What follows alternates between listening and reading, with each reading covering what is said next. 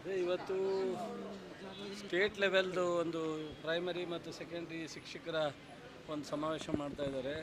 ಶಿಕ್ಷಣದಿಂದ ನಮ್ಮ ಶಿಕ್ಷಣ ಸಚಿವರು ಬಂದಿದ್ದಾರೆ. ಆ ಫಂಕ್ಷನ್ ಅಟೆಂಡ್ ಮಾಡಬೇಕು. ಸರ್, ಈಗ ಒಂದು ಅವ್ಯವಹಾರ ತೋರಿಸಿದ್ರೆ ಅವ್ರ ಮೇಲೆಲ್ಲ ಶಿಸ್ತಿನ ಕ್ರಮ ತಗೋತೀವಿ. ಒಂದು ಅವ್ಯವಹಾರ ಯಾರೋ ಮಾತಾಡೋದಕ್ಕೆ ಏನು ಮಾಡೋಕ್ಕಾಗುತ್ತೆ? ಪ್ರಜಾಪ್ರಭುತ್ವದಲ್ಲಿ ಯಾರು ಬೇಕಾದ್ರೂ ಮಾತಾಡೋದು. ಇಡೀ ಎಕ್ಸಾಮು ಎಲ್ಲೂ ಆಗಿಲ್ಲ, ಅಷ್ಟೊಂದು ಎಕ್ಸಾಮ್ ಕಡಕ್ಕೆ. ಇನ್ನೂ ಎಕ್ಸಾಮ್ ಮಾಡಿದವರು ಇವರಿಗೆ ಎಲಿಜಿಬಲ್ ಲೀಸ್ಟೇ ಕೊಟ್ಟಿಲ್ಲ, ಇನ್ನೂ ಇಂಟ್ರ್ಯೂ ಫಿಕ್ಸ್ ಆಗಿಲ್ಲ. ಎಕ್ಸಾಮ್ನ ಟ್ರಾನ್ಸ್ಪರೆನ್ಸಿ ಮಾಡಿದ್ದಾರೆ. ಎಕ್ಸಾಮ್ನಲ್ಲಿ ಏನಾರ ಕೊಟ್ಟರೆ ತನಿಖೆ ಅವ್ರಿಗೆ ಖುಷಿ ಇರಬೇಕು, ತರಲಿ ಬಿಡು, ಖುಷಿ ಇರಬೇಕು ಅವ್ರಿಗೆ, ತರಲಿ. ಸರ್, ಮೊನ್ನೆ DK ಶಿ ಅವರು ಸರ್ ಅದು ಕಾರ್ಯಕ್ರಮಕ್ಕೆ ಸಂಬಂಧಪಟ್ಟಂತೆ ಭಾಳಷ್ಟು ಚರ್ಚೆ ಆಗ್ತಾ ಇದೆ. ತಮ್ಮ ಪಕ್ಷದವ್ರಿಗೆ ಭಾಳಷ್ಟು ಆಕ್ರೋಶ ವ್ಯಕ್ತಪಡಿಸ್ತಾ ಇದ್ದಾರೆ. ನಾನು ಮೊನ್ನೆನೇ ಹೇಳಿದ್ದೀನಿ, ನನಗೆ ಕೃಷಿ ಇಲಾಖೆ ಮಂಡ್ಯ ಜಿಲ್ಲೆ ಇಷ್ಟಕ್ಕೆ ಕೇಳಿ ಏನಾದ್ರು ಹೇಳ್ತೀವಿ.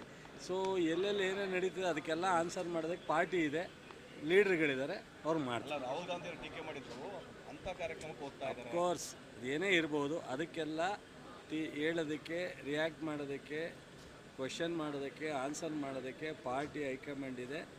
ಸೊ ಸರ್ಕಾರದಲ್ಲಿ ಮುಖ್ಯಮಂತ್ರಿಗಳಿದ್ದಾರೆ, ಉಪಮುಖ್ಯಮಂತ್ರಿಗಳು, ಅವರೇ ತೀರ್ಮಾನ ಅದನ್ನು ತಗೋಬೇಕೇ ವಿನ ನನ್ನ ವ್ಯಾಪ್ತಿ ಕೃಷಿ ಇಲಾಖೆ ಬಗ್ಗೆ ಏನಾದ್ರು ಅಕ್ರಾಸ್ ದ ಸ್ಟೇಟ್ ಕೇಳಿದ್ರೆ ಹೇಳ್ತೀನಿ, ಇಲ್ಲ ಅನ್ನೋ ಮಂಡ್ಯ ಜಿಲ್ಲೆ ಬಗ್ಗೆ ಪಕ್ಷದ ಇನ್ನೊಂದಿದ್ರೆ ಹೇಳ್ತೀನಿ.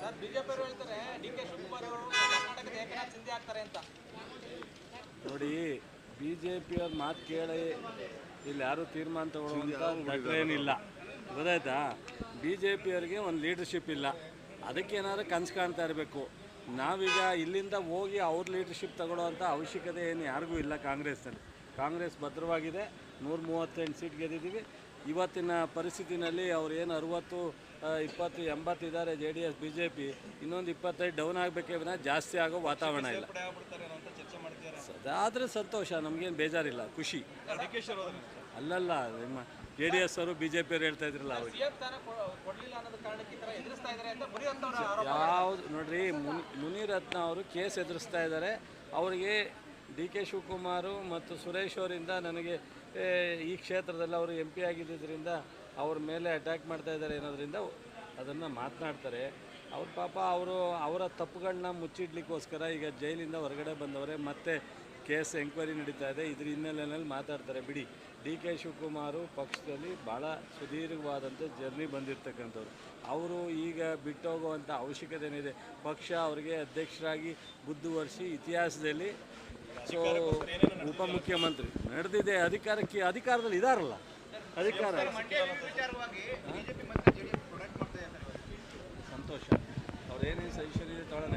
ಯಾಕೆ ಹಿಂದೆ ಓಪನ್ ಮಾಡಿದ್ರಲ್ಲ ಯೂನಿವರ್ಸಿಟಿ, ಕನಿಷ್ಠ ಇನ್ಫ್ರಾಸ್ಟ್ರಕ್ಚರ್ ಕೊಟ್ಟಿಲ್ಲ, ಮಕ್ಕಳಿಗೆ ಸಂಬಳ ಕೊಟ್ಟಿಲ್ಲ, ಅದನ್ನೆಲ್ಲನೂ ನೋಡೋಕೆ ಕೇಳಿ. 3 ವರ್ಷ ಓಪನ್ ಮಾಡಿಬಿಟ್ಟು ನಾನು ಒಂದು ದೊಡ್ಡಸ್ಗೆ ಅಂತ ಓಪನ್ ಮಾಡೋದು ದೊಡ್ಡದಲ್ಲ, ಕಲ್ಲಾಕೋದು ದೊಡ್ಡದಲ್ಲ, ಕೆಲಸ ಆಗಬೇಕು. ಸೊ ಮಂಡ್ಯ ಯೂನಿವರ್ಸಿಟಿ ಇರಬೇಕಾ ಬೇಡವಾ ಅಂತ ಒಂದು ಸಬ್ ಕಮಿಟಿ ರಿಪೋರ್ಟ್ ಕ್ಯಾಬಿನೆಟ್ಗೆ ಬಂದ ಮೇಲೆ ಚರ್ಚೆ ಮಾಡಿದೆ, ಆಮೇಲೆ ನಿಮ್ಗೆ ಉತ್ತರ ಹೇಳ್ತೀನಿ. ಅದೊಂದು ಸ್ವಲ್ಪ ಗಲಾಟೆ ಇದೆ. ಸೊ MLA ಅವರು 21 ಜನ ತೊಗೋಬೇಕು ಅಂತ ಮ್ಯಾನೇಜ್ಮೆಂಟ್ನವರು ತಗೊಳಕ್ಕಾಗಲ್ಲ ಅಂತ. ಸೊ ನಾನು ಮ್ಯಾನೇಜ್ಮೆಂಟ್ನವ್ರಿಗೆ MLA ಅವ್ರಿಗೆ ಇಬ್ರಿಗೂ ಮಾತಾಡಿ ಅದನ್ನು ಸೆಟ್ಲ್ ಮಾಡ್ತೀನಿ. ಬಂದರೆ ಬೇಜಾರಿಲ್ಲ, ನನ್ನ ಸಂಪರ್ಕದಲ್ಲಿಲ್ಲ. ಆಯಿತು, ತೊಂದರೆ ಇಲ್ಲ, ಸಂತೋಷ ಅಂದೆ. ಬಂದರೆ ಸಂತೋಷ, ಪಕ್ಷದ ಸಿದ್ಧಾಂತಗಳನ್ನ ಒಪ್ಪಿ ಬಂದರೆ ನಮ್ಗೆ ಯಾರಿಗೂ ಏನು ಬೇಜಾರಿಲ್ಲ. ಅಧ್ಯಕ್ಷರೇ ಹೇಳಿದ್ದಾರೆ, ಮುಖ್ಯಮಂತ್ರಿನೂ ಹೇಳಿದ್ದಾರೆ, ಈಗ ಜಮೀರ್ ಅವರು ಹೇಳಿದ್ದಾರೆ, ಬರಲಿ, ಸಂತೋಷ. ಆ ಪ್ರಶ್ನೆ ಇಲ್ಲ, ಬಿಟ್ಟಾಕಿರೋದು ಯಾಕೆ ಅದ್ರ ಬಗ್ಗೆ ಅದಕ್ಕೂ ಅವ್ರಾಗಿ ಬಂದರೆ ಕರ್ಕೋತೀವಿ, ನಾವು ಕರೆಯಲ್ಲ ಯಾರು. ಹೇಮಾವತಿ ನಾಳೆ 3ನೇ ತಾರೀಕು ಮಾತನಾಡಿ, ನೀರು ಸಫಿಷಿಯೆಂಟಾಗಿದ್ದರೆ ನೀರನ್ನು ಇಲ್ಲಿವರೆಗೆ ಬೇಸಿಗೆ ಬೆಳೆಗೆ ಎಲ್ಲೂ ಬಿಟ್ಟಿಲ್ಲ. ಕುಡಿಯೋ ನೀರಿಗೆ ಮಾತ್ರ, ಹಳೆ ಕಾಲುವೆಗಳು ಮಾತ್ರ ಪ್ರತಿ ವರ್ಷ ಬಿಟ್ಕೊಂಬರ್ತಾಯಿದ್ದು. ಈಗ ಏನಾದ್ರೂ ನೀರು ಸಫಿಷಿಯೆಂಟ್ ಇದ್ದರೆ 1 ತಿಂಗಳು ಹರಿಸ್ಬೇಕಾಗತ್ತೆ, ಎಲ್ಲ ತುಮಕೂರು, ಹಾಸನ, ಮಂಡ್ಯ ಎಲ್ಲ.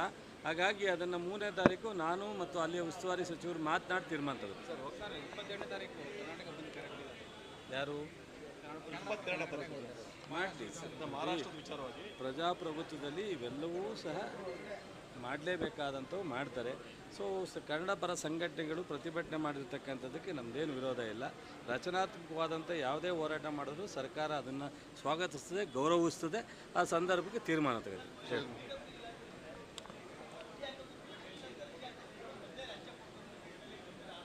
ಯಾರು ಆರೋಪ ಮಾಡಿದರು? ಯಾರು ಆರೋಪ ಪರ್ಟಿಕ್ಯುಲರ್ ಹೆಸರು ಹೇಳು. ರಾಮಚಂದ್ರಂಗೆ ಈತ ರಾಜಕಾರಣ ಮಾಡ್ತಾರೋ ಈತ ಕಾಂಟ್ರಾಕ್ಟ್ ಮಾಡ್ತಾರೋ ಗೊತ್ತಿಲ್ಲ. ಅವ್ರಿಗೆ ಎರಡೂ ಮಾಡೋಕ್ಕೆ ಹೋಗಿ ಹಿಂಗೆ ಆಗಿರೋದು. ಸೊ ಗೊತ್ತಿದೆ ನನಗೆ ಅವರ ಇದು. ಸೊ ತನಿಖೆ ಮಾಡಿಸೋಣ ಬಿಡಿ. ಒಂದು ಅವರಿಗೆ ಎಲ್ಲಿ ಯಾರಿಗೆ ಲಂಚ ಕೇಳಿದ್ದಾರೆ ಏನು ಅಂತೇಳಿ, ಇವ್ರ ತಪ್ಪ ಅಧಿಕಾರಿಗಳ ತಪ್ಪ ತನಿಖೆ ಮಾಡೋಕ್ಕೆ ಹೇಳ್ತೀವಿ ಸೆಕ್ರೆಟ್ರಿ.